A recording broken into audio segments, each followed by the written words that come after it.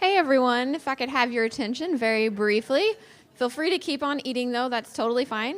I'm going to present the luncheon keynote speaker, Augusta O'Reilly. She is going to be presenting virtually. She is the licensed clinical veterinary social worker at Virginia Tech Veterinary Teaching Hospital. Previously, she did serve as the Associate Director of Veterinary Social Work for the Program of Pet Health Equity and developed educational materials for animal care professionals around mental health and trauma-informed care. She provided direct family support for families experiencing barriers in accessing vet care and is the co-author of the Comprehensive Guide to Interdisciplinary Veterinary Social Work. And her presentation today is A Bonded Family Supportive Approach, Caring for Both Humans and Animals. And this is Augusta O'Reilly. Hello, everybody. Thank you for joining us, and I hope that your day at the conference is going well and you have made a lot of great connections. To continue with the informative talks and discussions that you've been having, I am happy to speak today during your lunch session. Keep it short and sweet so you can enjoy your lunch and connect with more people. But my name is Augusta O'Reilly. I am a licensed clinical social worker, and I'm also a veterinary social worker. And we'll talk briefly about what that is. A lot of times that kind of piques somebody's interest of what is that? So we'll talk about that and how it can be a tool for you in the quest to support a bonded family. So what I'm going to be talking about this afternoon is caring for both the human and the non-human family members in a supportive approach from both the animal welfare and also the social service side of the leash, so to speak.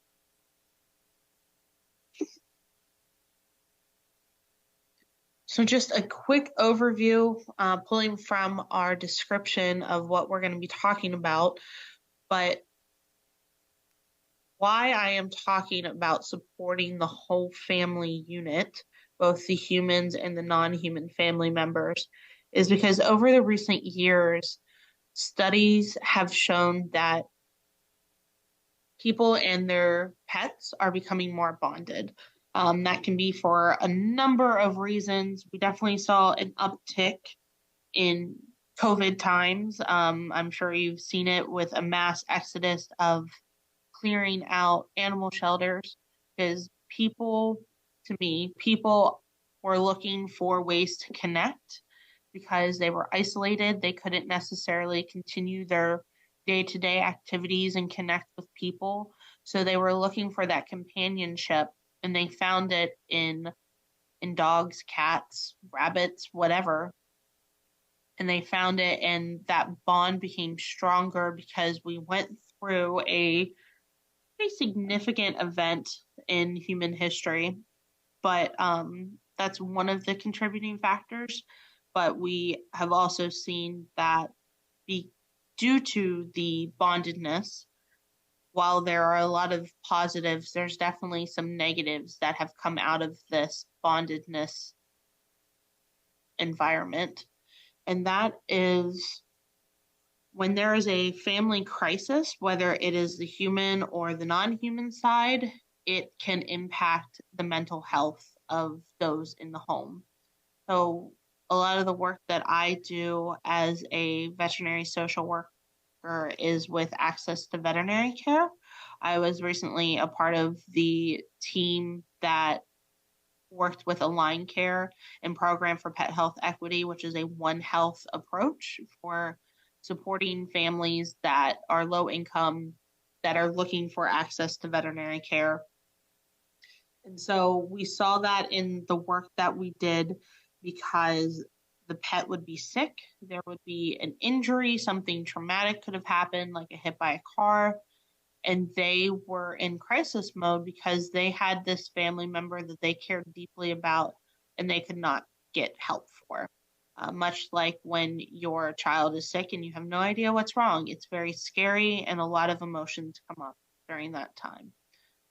And so And on the other side of, if it is not your animal, we have seen people not seek out treatment for either mental health or physical health needs, such as rehab, because they have a family member that they can't get rid of. They can't find a foster, they can't leave them. And so they decline their services in order to stay at home with their non-human family member. And so this just shows the need, I think, for why human and animal welfare organizations need to work together.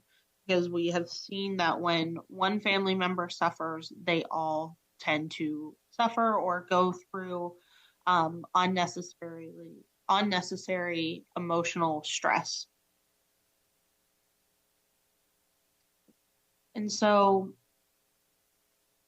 why I wanted to touch on history is I think it's important because history does repeat itself, and understanding that at one time, child welfare and animal welfare were the same organization. They were both supporting the great need of advocating for those that don't have a voice. So we saw this rise in cities, and as the need became much bigger, they eventually, human welfare, child welfare, and animal welfare broke off in the late 1800s, 1878 and 1879, something like that, where they divided and they became their own separate entities and, turned into Department of Human and Child Welfare and ASPCA and all of these different organizations, but they were once together. And I think that shows that connection. There was that foundation that they saw that commonality. And so now, I believe as a society, we are trending back towards that way of two separate organizations coming back together to support the bonded family in a much more effective way.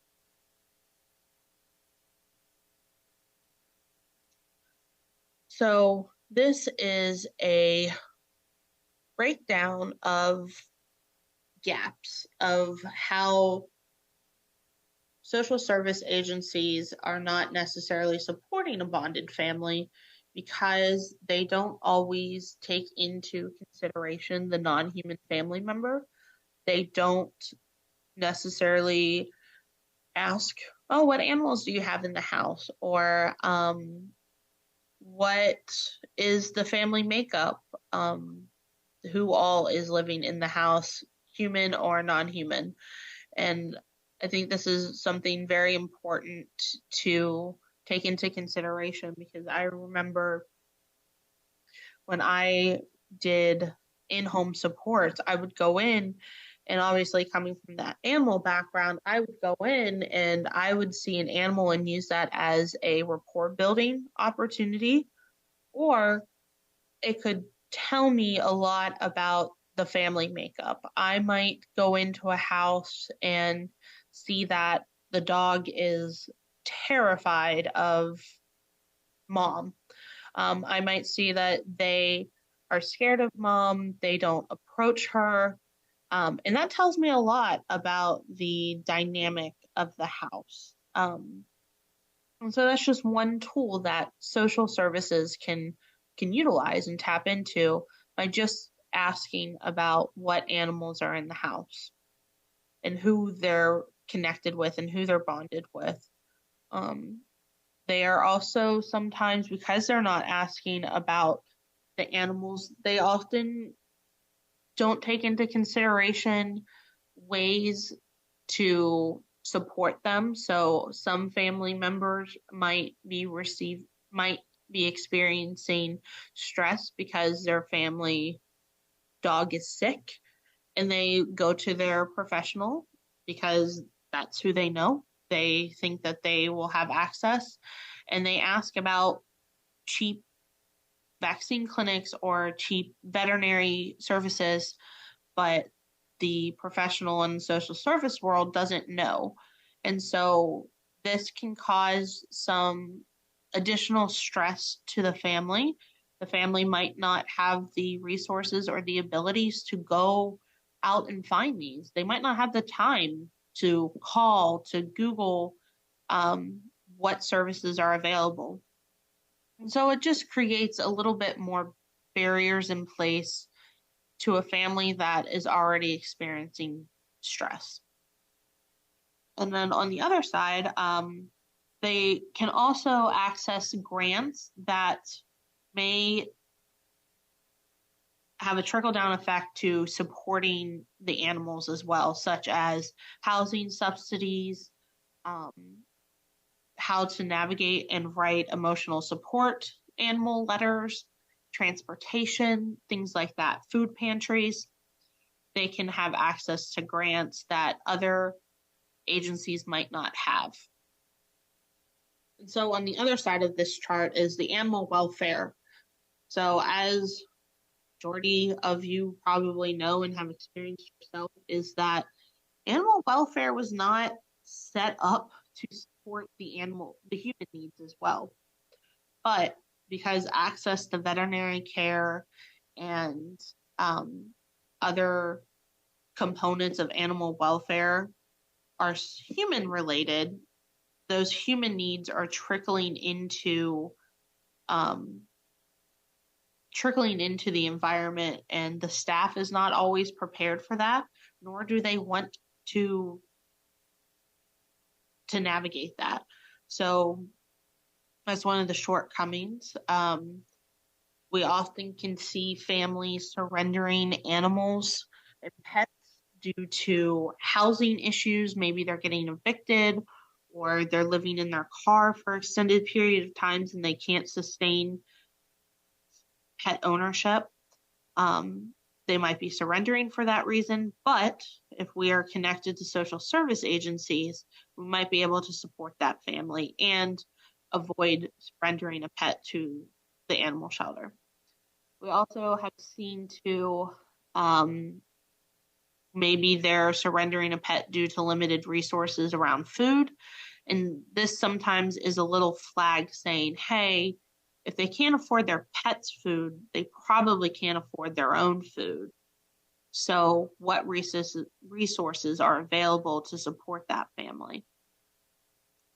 And then similar to the grants is they don't always have the insight to human-focused grants, even though they may be supporting the humans. So for example, I worked with one animal shelter that did a little bit of case management for elderly pet owners. And so they had the insight to the human grants, and that were able to support that program that they had. And they were able to continue to provide transportation for the elders and their animals, vet care, things like that, that they were able to access it because they had somebody that had insight and knowledge into human health care and welfare grants.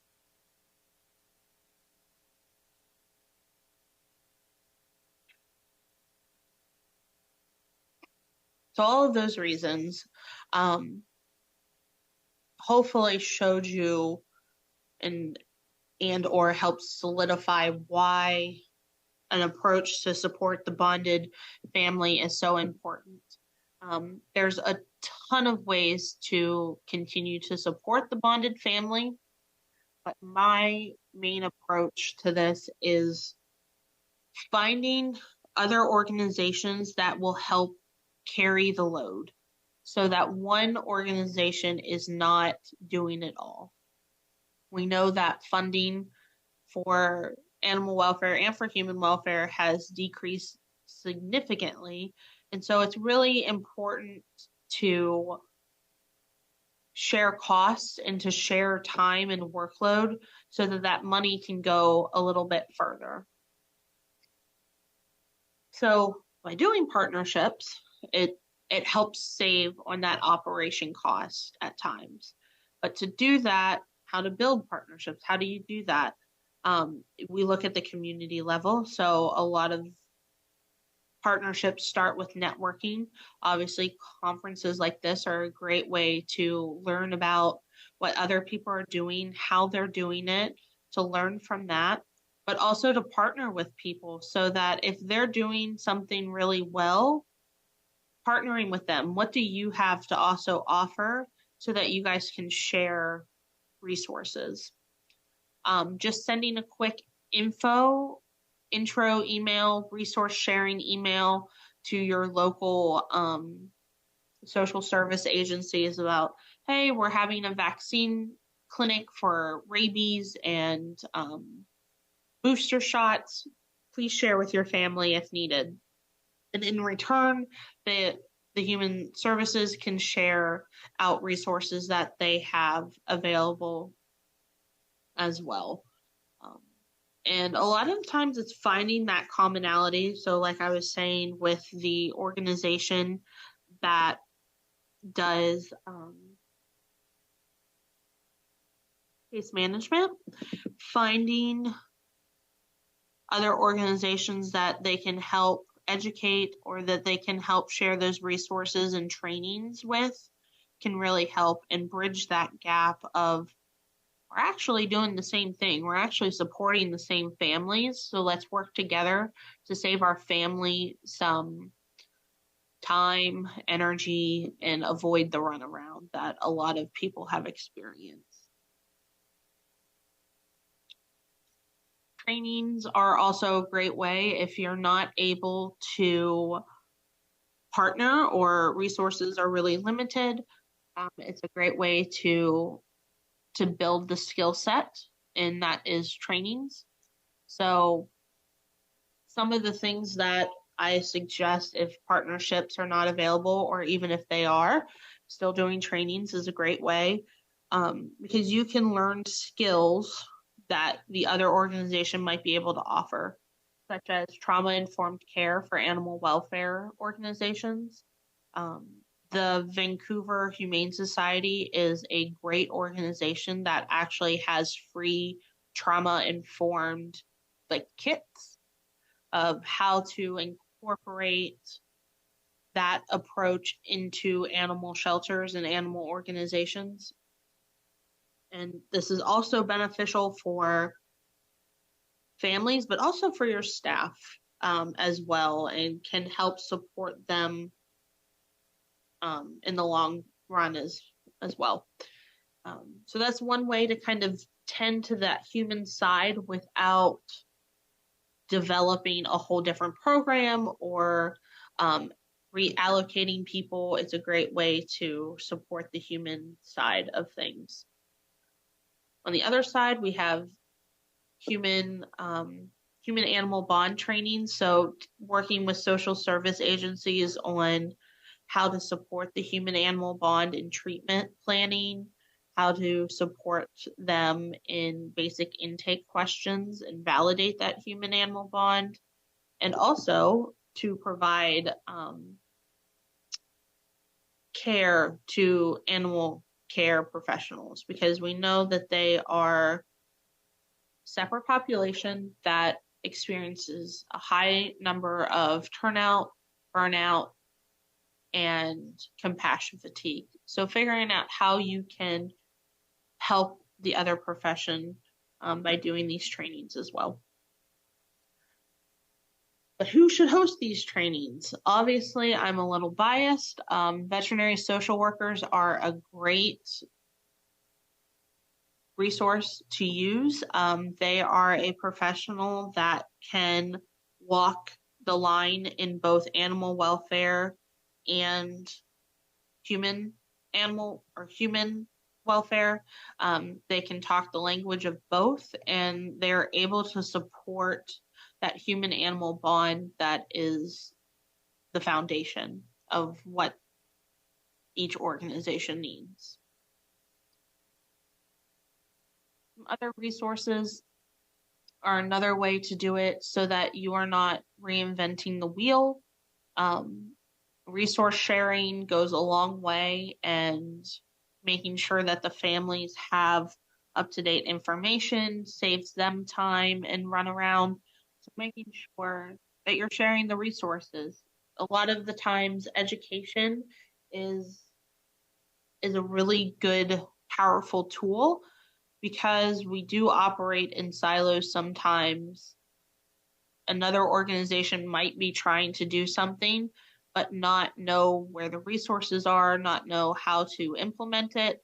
So just sharing your knowledge is a great way to do that. Also, finding grants that allow two services to come together, such as the One Health approach. One Health is a big buzzword right now, because it supports the human animal bond. It supports that bonded family and addresses all the sides of a family system.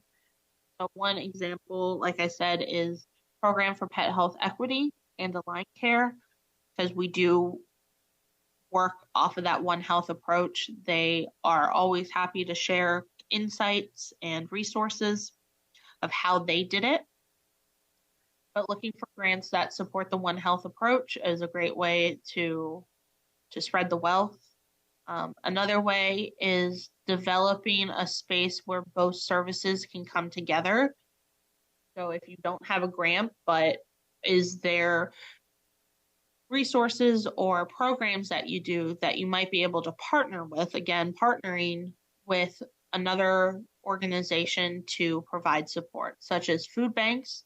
If the human healthcare has a food bank or resources, what does it take to add pet food to that? I remember around Christmas time when I worked with a community mental health organization, we had a little Christmas store, and we made sure to add cat food, dog food, leashes, collars, things that are also for that non-human family member.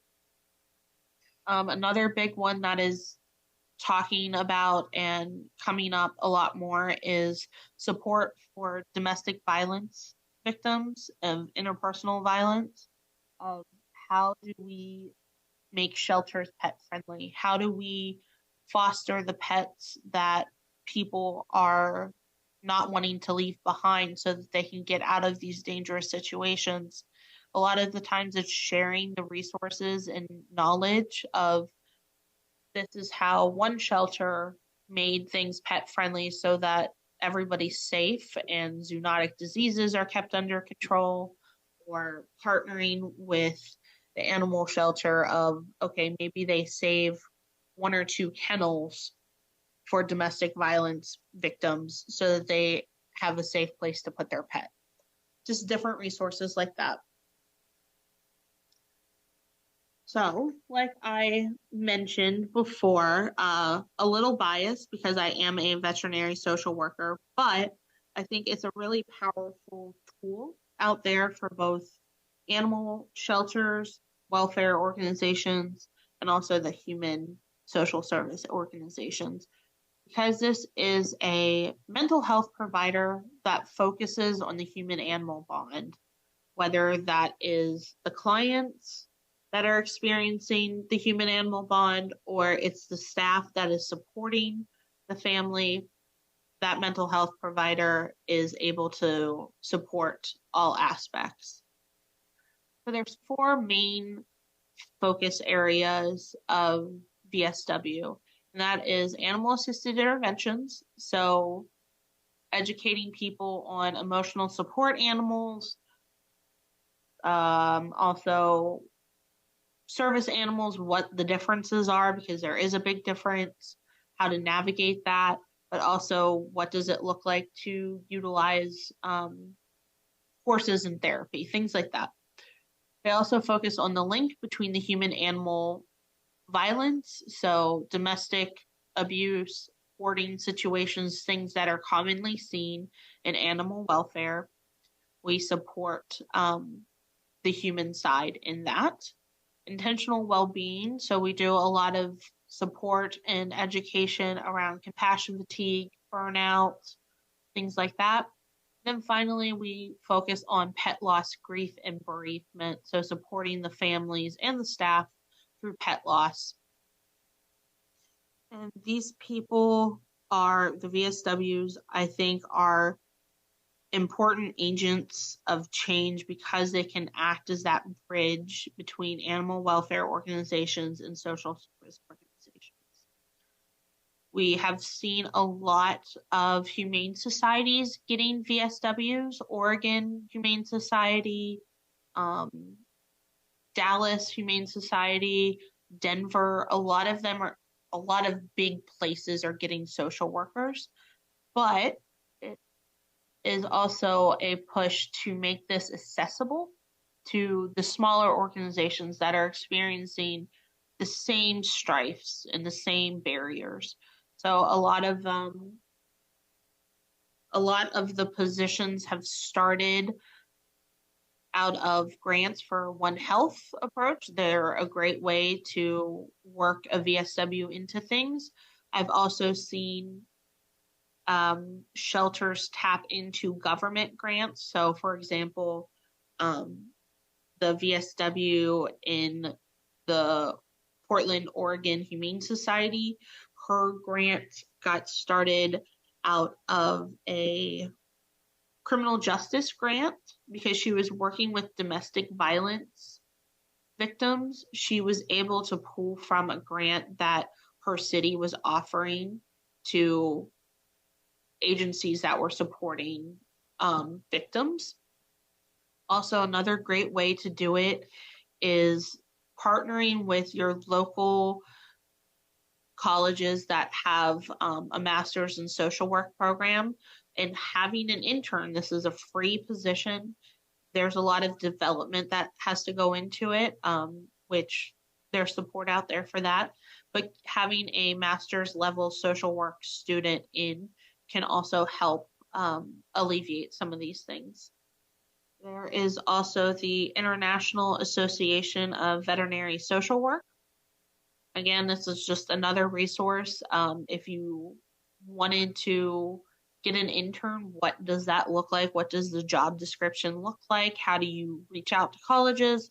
They're a great resource as well.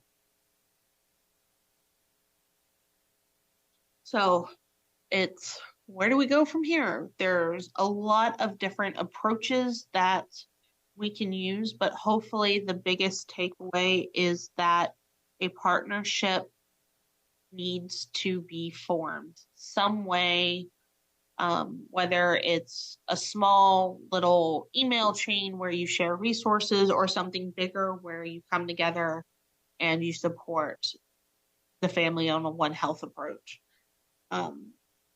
I think the biggest way to break down those walls is to reach out and to connect and ask that other organization, is there something that you need help with? Is there something that you need support with that we can offer you? And what can you offer us in exchange? Having that mutual sharing of resources so that everybody benefits, but most importantly, the families benefit, because we know that if one family member is suffering, the whole unit is suffering. And that's really what we want to address. Everybody in this field, whether it's human or animal, wants to alleviate suffering. So working together for that common mission is what we need to do. I want to thank everybody for attending, obviously, the conference as a whole, but also attending and taking time from your busy schedule and your lunch break to listen to me talk about how to form partnerships between human and animal welfare. This is a pre-recorded presentation, so feel free to reach out to me via email. If you have any questions, thoughts, comments, I will gladly respond. And if there's anything or anyone that you want to be connected with from either program for pet health equity or other humane societies, let me know, shoot me an email, and I will be glad to help you. Again, thank you all so much and enjoy the rest of the conference. Okay, guys. We're going to have a little break time from until about 1:20. Enjoy the rest of your lunch, network, enjoy your time together, branch out, make partnerships, make connections. But be sure to be back by 1:20 on the dot, because Mr. Lamberti is going to be back up here again to speak to us about how change is good. So be sure to be back by 1:20 sharp. He has a great presentation for us.